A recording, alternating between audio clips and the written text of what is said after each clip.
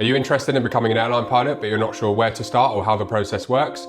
Well, this video is for you. As an airline captain and instructor with over 10 years of experience in the industry, I'm about to break down the entire process of becoming an airline pilot for you step by step and explain how you can get yourself into the front seat of a jet. I know that it can seem like a really complicated process and there are a few different ways of going about it. And in this video, I'll give you a basic understanding of each of these options so you can decide which way is best for you.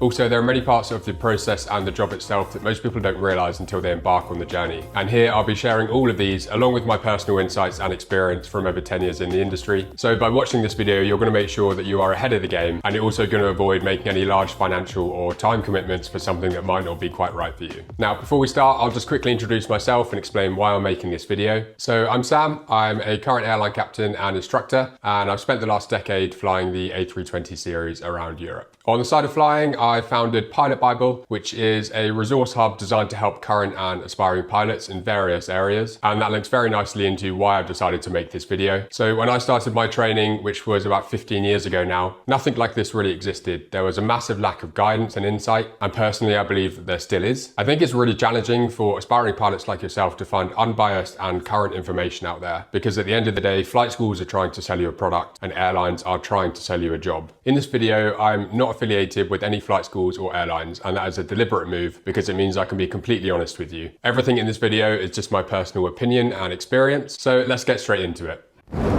Now, I want to start off with a really important piece of advice, and this is to make sure that you research the job thoroughly before you make any big financial or time commitments. As a career, being an airline pilot has got many great upsides, but the reality is also very far from the general public perception. In all honesty, it's not just a job, it is a lifestyle. It's one that definitely isn't suited to everyone, and it's a lifestyle that's changed dramatically over the past couple of decades. Think less Leonardo DiCaprio in Catch Me If You Can, and more getting up at 3:30 in the morning for the 5th day in a row to do another multi-sector day. Now, obviously the lifestyle you're living as an airline pilot is going to be different depending on the type of flying you're doing and the airline you work for, and that's something we'll touch on a bit later in the video. But for now, just be aware that flight schools are probably going to be trying to paint you a very rosy picture of what your life is going to look like after you finish training with them. They are trying to sell you a product. So in essence, it is going to be a sales pitch from them. And this is why it's imperative that you do your own research, because you need to figure out if this lifestyle is suited to you. As you're already watching this video, you're off to a great start. It's clear that you are doing research off your own back, but I would highly recommend that you do more research after watching this. Now, just to give you a couple of ways to do the research that's going to give you an accurate insight into what the lifestyle is actually like. First off, I would absorb everything you can from current airline pilots. So this means talking to any that you might know. And if you don't know any, it means going online, going through things like LinkedIn,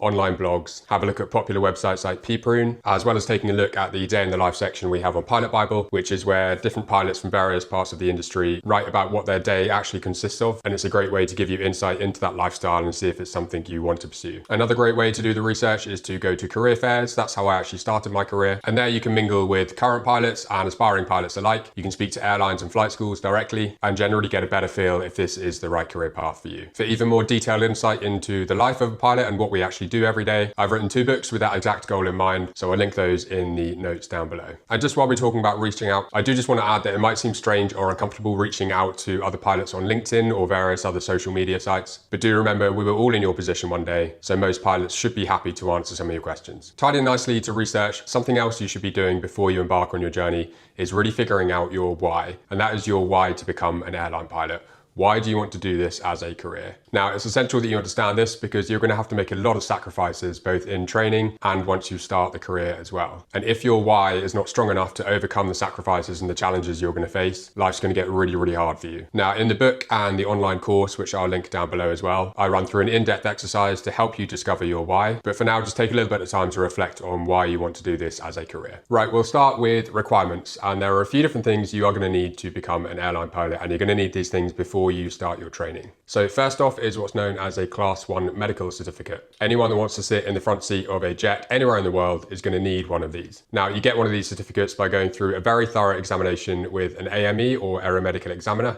and it's basically saying that you are fit to fly and operate a commercial aircraft. The first time you do this is known as an initial examination, and this is going to cost in the UK around about £700, and after that you'll have to get the certificate renewed either every 6 months or a year depending on your age, but you'll be glad to hear that the renewals are about half the cost of the initial, and any reputable airline employer should be covering the cost of that renewal. A personal recommendation from myself is to get one of these Class 1s done before you even start applying to flight school. Now, the main reason for this is if there is a medical issue that's going to take some time to resolve, then you're going to be buying yourself that time, as opposed to applying to a flight school and then realizing you actually can't start a training course or become an airline pilot until this thing is resolved. And also, I hope this is not the case for you, but there might be something medically that prohibits you from ever becoming an airline pilot. And by getting a Class 1 done early, you're going to find this out before you make any big financial or time commitments. You'll be able to find a list of your local AMEs or on your aviation authority's website. And for those of you in the UK, I'll post the link down below on the CAA's website, where you can find any AME in the UK. Next up, there are some educational requirements. So most training schools are going to require you to have some sort of secondary education. The exact education requirements do differ depending on the course type you're going for and whether you're tagged or sponsored by an airline, which we'll talk more about very shortly. But the exact educational requirements for each scheme or training school can be found on their respective websites. I think the main thing I want to stress here though is that you do not need a degree to become an airline pilot. It's the same over in America. You did used to need a bachelor's degree over there to become an airline pilot, but that is no longer the case. So you can become an airline pilot with just secondary education. Now, just quickly touching on age requirements, the youngest you can generally apply to a large flight school is 17, and that's because you need to be 18 to get your commercial pilot's license. And in terms of the upper limit, in the UK at the moment, you have to retire when you are 65 from airline flying. So whilst flight schools won't necessarily have an upper age limit, it is worth bearing in mind that if you're going to invest a lot of money and a lot of time into becoming an airline pilot, you probably want a couple of years of that career to make it worthwhile. Flight experience wise, you don't actually need any flight experience to start your training to become an airline pilot, but I would recommend it's a good idea to go and get a trial lesson at your local flying club just to see if you actually enjoy the feeling of being at the controls of an aeroplane. Now, when it comes to the flight training itself, there are two main ways of going about this. For simplicity's sake, in this video, I'm going to refer to them as the traditional method and the modern method. Now, the traditional method is to work through all of your licenses. So you'll start with a private pilot's license, move on to a commercial pilot's license, then you'll get your rating. So you're getting an instrument rating and a multi-engine rating, and you're likely to also get a flight instructor rating in there as well to help you build some hours. Now, whilst that more traditional method gave you loads of experience and a great variety of flying, it can take you a very long time to progress through those licenses. You're likely going to have to find different jobs along the way, and ultimately it's a very slow way of getting into the airlines if that is your end goal. Nowadays though, there's a more modern method of becoming an airline pilot, and this is by joining a very large flight school which has been set up with the sole purpose of getting someone like yourself from zero flight experience all the way through to the front seat of a jet in as little as 18 months. Now, I'm going to link some of these flight schools down below in the description so you can see exactly what I'm talking about, and this is the path that we're going to focus on today during this video because this is the most popular way now, it's the most relevant, and it is the path that the majority of people take. Now, to give you a really quick overview of what the journey through these flight schools is going to look like for you, it's going to start off with an application, then a selection process. You'll then be offered a course start date where you will complete the flight training with that school across probably 18 months to 2 years. Once you finish the flight training phase, you will either be going into a hold pool where you'll wait to get your first job with an airline, or if you already have a job lined up with an airline, you'll go straight to the airline for the airline induction. After the airline induction, you're going to move on to the base training phase, and then you're going to move on to the line training phase, which is where you're flying passenger flights full of fare-paying passengers. And once you've completed that line training phase, you're going to be signed off and you're going to be allowed to fly as a normal first officer. Now, before we dive a little bit deeper into every section of that journey, you're going to have a couple of decisions to make before you start flight school. So I'm going to run through the different kind of pathways that you can take, explaining a little bit about each to give you a grand overview and a better understanding of what each option actually entails. So we'll start with the two different ways to complete a flight training course at one of these very large flight schools. And this is going to be integrated or modular. Now, integrated is essentially a full-time intensive course. You're going to be living on campus and you're going to do the entire course from start to finish, essentially with no breaks. It's obviously the quickest way to do the course, but it can be quite inflexible, and it does mean you're going to have to move away from home whilst you're doing your flight training.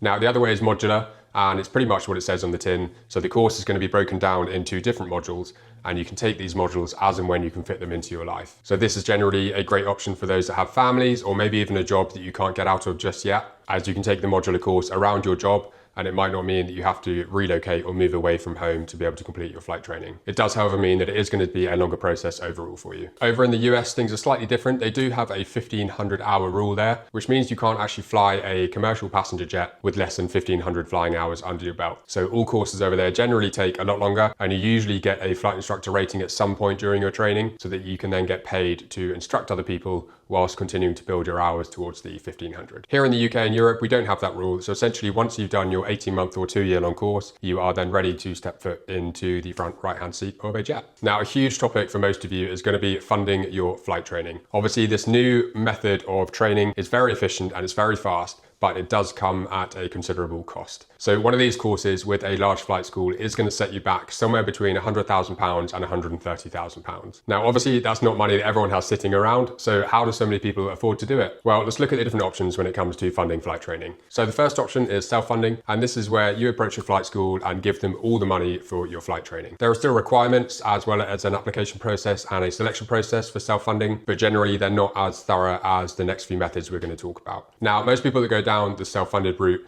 either take out a loan from a bank which lends money specifically for this reason, or they take a loan from a very, very generous family member. Either way, the loan needs to be repaid, so it's generally a very large financial commitment. Another method when it comes to funding is known as a sponsored or a tagged scheme. And this is essentially where you have an agreement before you even start your flight training with an airline that you're going to be guaranteed a job with them at the end of your training, or as guaranteed as possible in this industry. Now, the word sponsored here can be used in a slightly deceptive way, so it's important that you understand how the finances work on these schemes. You are still expected to stump up the cost of your flight training yourself, although some airlines might underwrite the loan that you're going to have to take out, and the airlines will claim that they're going to repay the cost of your flight training once you start employment with them across the first several years. But in my experience, what actually happens here when you look in the small print of the contracts is that the cadets on a sponsored or tagged scheme are actually going to be on a reduced salary in comparison to other first officers at the airline. And what they'll end up doing is paying you the normal first officer salary, but claiming the difference between the reduced salary that you're officially on and the normal first officer salary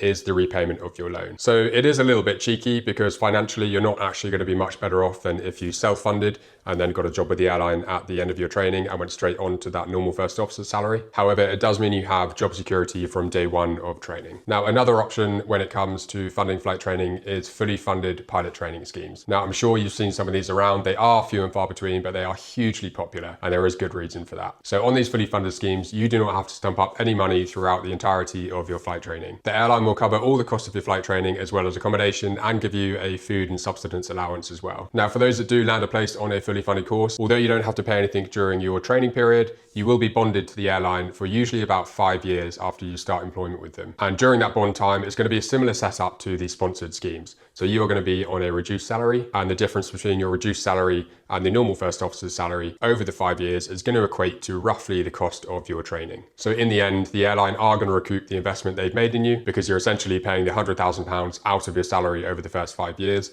but it does remove that huge initial financial barrier. As you can imagine, these schemes are hugely competitive. With the British Airways Speedbird Academy last year, there were over 20,000 applicants for just 200 places, and there are only a few of these schemes running. So at the moment, it's British Airways, TUI and Jet2, all of which I will link down below. Hopefully we'll see a few more of these schemes popping up, and as they do pop up, I'll also add them to that list in the description as well. Now, these schemes only open their doors once per year, and it's usually a very short window to get your application in. So if you are interested in a fully funded training scheme, I'd recommend having a look at the video I made on the British Airways Speedbird Academy, which I'll also link down below. I am planning on making a video which is going to be comparing the pros and cons in depth of each of these funding methods, but for now it's important that you understand the basics that we've just run through. Now, whilst we're on the topic of funding, I do want to mention the military. Joining the military is a great way to eventually becoming an airline pilot. Not only do you not pay a penny for flight training fees, you're actually going to get paid to train. You're going to be on a salary from the day you join the military, and you're going to be getting paid that salary all the way through your training. The level of training you're going to receive in the military is going to be second to none, and the experiences and the adventures you're going to go on, as well as the camaraderie you're going to feel, are also just going to be unmatchable. However, it's not a path for everyone. Obviously, it does come with inherent risks. You could find yourself going to war and putting your life on the line, and generally you have to sign up to a minimum of around about 10 to 12 years if you're training to become a pilot in the military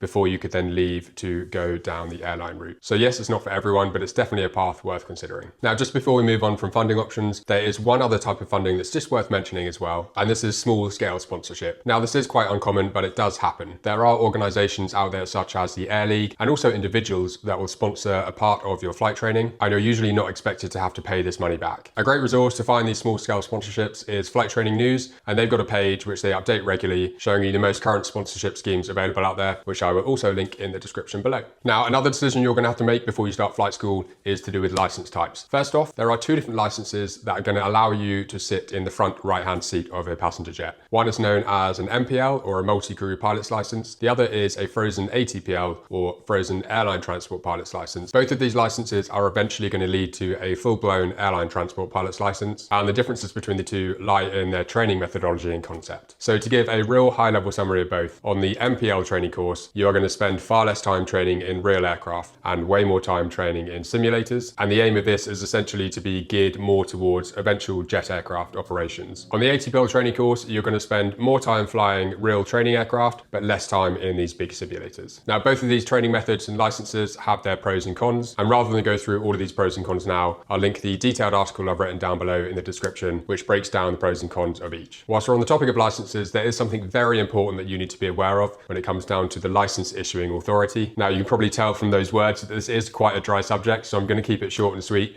but this is essential information that you need to know because it could dictate where your career goes. So to keep it simple, every nation has their own license issuing authority. In the UK, it's the CAA. In America, it's the FAA. In Europe, it's EASA. Now, when you're doing your training and your exams, you're going to be doing these under an authority. And depending on which specific authority you get that license with, it's going to dictate which aircraft you can fly and where you can fly. So usually you can only fly aircraft that are registered to the state in which you have that license. So as an example, I have a UK CAA license, which means I can only fly UK registered aircraft. If I want to go into Europe and work for a European-based airline flying European registered aircraft, I would have to go and resit part of the ATPL exams and essentially gain any ARSA ATPL. It will be the same if I wanted to go to America, and exactly the same if a European-based or American-based pilot wanted to come to the UK and fly a UK registered aircraft. So to save yourself having to sit duplicate exams, it's really important that you decide before you start your training which license issuing authority you want to get your license under, and that should be based on whereabouts you want to work once you get employed by an airline. Now, the last few things to consider when choosing your flight school. First off, it would be a good idea to have the airline in mind that you eventually want to work for before you choose the flight school that you're going to go with. And this is because airlines often have agreements with certain flight schools that is where they're going to take their cadets from. So if you're going down the self-funded route and you have a specific airline in mind that you would like to work for, it's worth doing the research and finding which flight schools they take their cadets from, and make sure that you're going to be joining one of those flight schools. Another factor to consider is training location. So where do the flight schools do their training? They're often going to do their ground training and their flight training in different locations. A lot of the UK-based training schools do their flying out in Florida or Arizona or even down in Spain. So it's worth considering where you actually want to do your flying. It might be a really good opportunity to explore a country or a place that you've always wanted to go and explore anyway. And lastly, I would just recommend speaking to current cadets at a couple of different schools. So if you have a school in mind and you're feeling quite drawn towards it, either through LinkedIn or a career fair or the other methods I've mentioned so far, try and speak to current cadets and check a couple of things. Check how they're finding the school, how they're finding the training process, and also if there are any delays. Delays at the moment are quite common across many flight schools, and this is due to lack of resources when it comes to flying instructors and aircraft. So it might just be worth speaking to a current cadet and asking their honest opinion on what the delays are looking like in that school at the moment.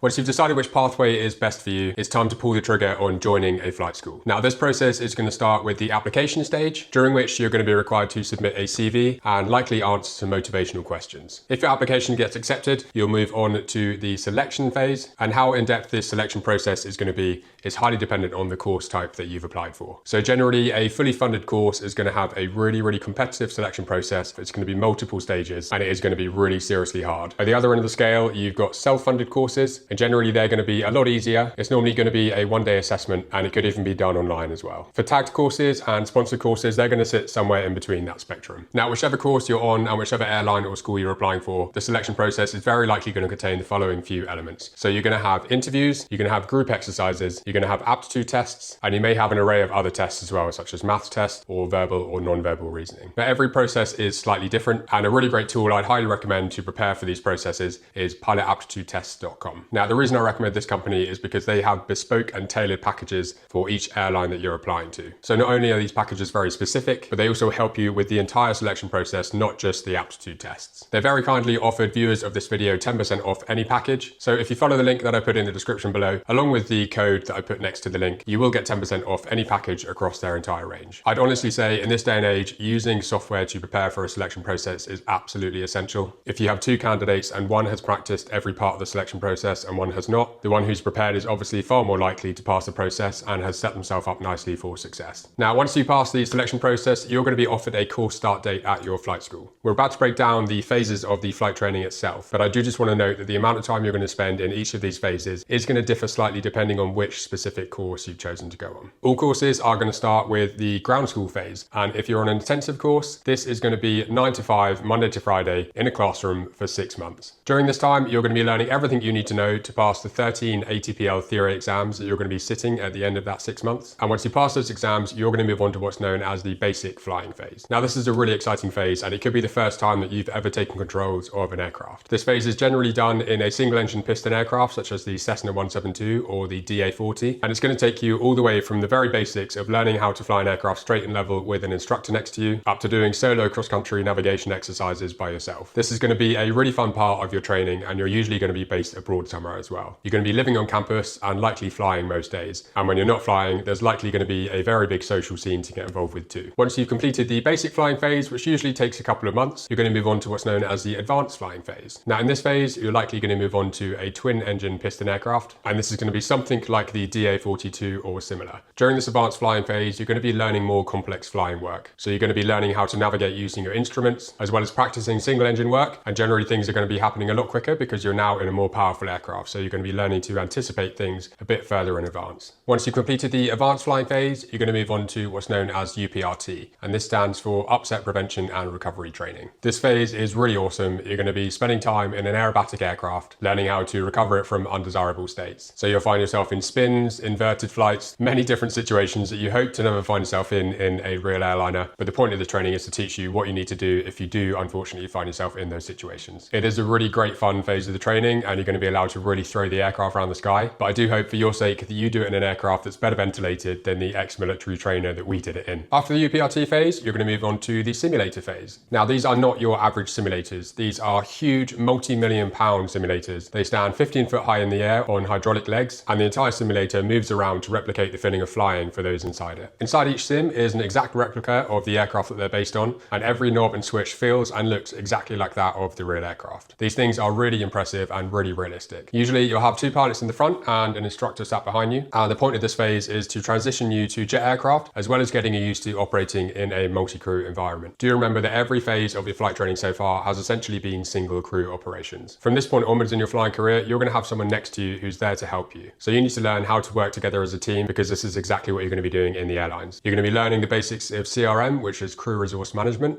as well as developing other competencies around teamwork and communication. In this phase, you'll be learning how to deal with complex failures, which we can experience on jet aircraft when we've got multiple different systems, and you can have failures of more than one system at the same time. And for those who already know the airline they're going to be working for once they complete their training, this phase might incorporate the type rating into it as well, and you'll likely be using your company's specific SOPs at this stage, which are standard operating procedures, which is essentially the way that we're going to do everything and operate the aircraft once we're in that airline. For those who don't have a job lined up at the end of training just yet, you'll be practicing generic procedures in a generic simulator, and the real focus for you is going to be on just working within the multi-crew environment as opposed to specific SOPs. Once the simulator phase is finished, for those that don't have a job lined up yet, you're going to go into what's known as a hold pool, and these are run by the flight training schools, and essentially when you're in a hold pool, you're waiting for a job, and this can happen through two methods. You can be in the hold pool applying to airlines, but the airlines are also going to be approaching flight training schools asking for cadets. These training schools in turn are going to turn to the cadets that are in their hold pool and offer them these jobs as they come in. Now, for those that were on either a fully funded scheme or a tagged or sponsored scheme or a self-funded scheme but had a job offer during their training, then you're going to move straight on to the airline induction, which is the next phase. Now, the airline induction is usually between 1 to 2 weeks long. Most of it's going to be classroom based, and it's usually going to be based at your airline headquarters. It's a great opportunity to learn more about the airline. During this phase, you want to try and absorb as much information as you can, because it might be the only chance you actually get to be in the airline's headquarters and speaking to these representatives of the departments. Now, the next stage is going to be a really exciting day out. This is known as your base training, and this is where you're going to be taking an airliner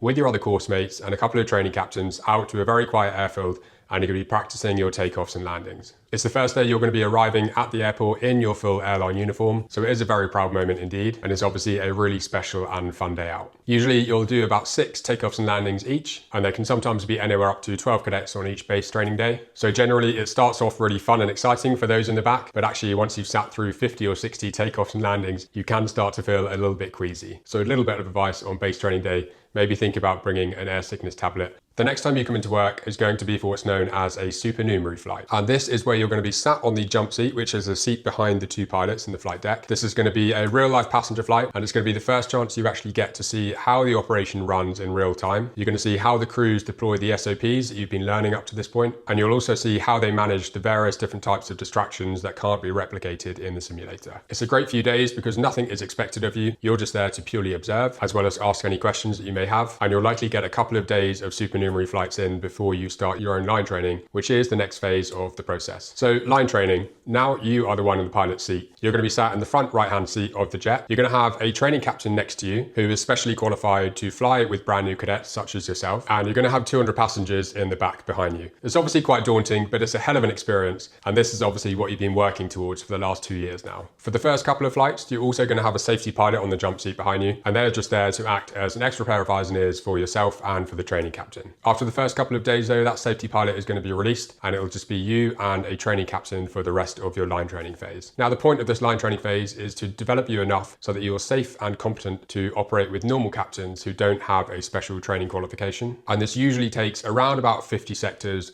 or 2 months, but it can vary greatly by airline. This line training phase is going to culminate in what's known as a final line check, and after this final line check you are going to be signed off and you are now a fully qualified first officer. That is obviously a huge achievement in itself, but that is just the very start of your pilot journey. You're now going to spend the next few decades building your experience and working your way up through the ranks from first officer to senior first officer, over to captain, and maybe eventually to training captain. I am planning on making some more content on this channel around how the progression from first officer up to captain works, what each rank actually entails, and the speed at which you can progress through the ranks, because that does vary airline by airline. So if you're interested in that sort of content, please hit the subscribe button below to be notified when I make a new video. But for now, we're approaching the end of this video. So to quickly wrap up and summarize what we've just spoken about, although the path to becoming an airline pilot can look really complicated, hopefully you've seen from this simplified overview that it can be quite straightforward now. There is an old-fashioned way of doing it. There is also a more modern way of doing it. If we're looking at the more modern way specifically, there are different courses you can take and there are different ways of funding these courses, but essentially they are all going to get you to the same place in roughly the same amount of time and for roughly the same cost. Although obviously, as we discussed in the funding part, whether this cost is paid for upfront by you